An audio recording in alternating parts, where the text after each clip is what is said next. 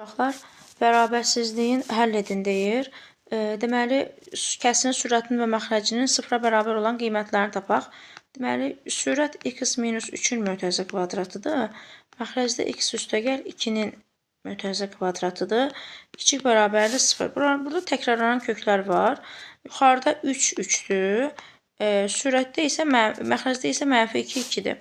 Xatırladım ki, burada mən fərqli yoldan yazıram, amma işarəni arxa-arxaya plus və ya minus yazmaq kimi də həll edə bilərsiniz. Deməli, mənfi 2, mənfi 2. Mən təkrarlanan kökləri təkrar yazıram. Ancaq üzəri kvadrat olanda.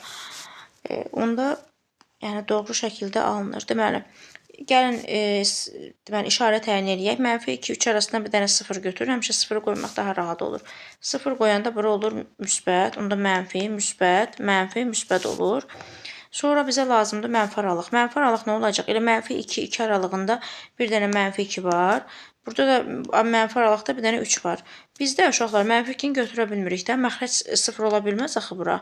0-dan fərqli olmalıdır. Ona görə bizim yalnız ödəyən qiymətimiz 3 olur. Yəni D variantı.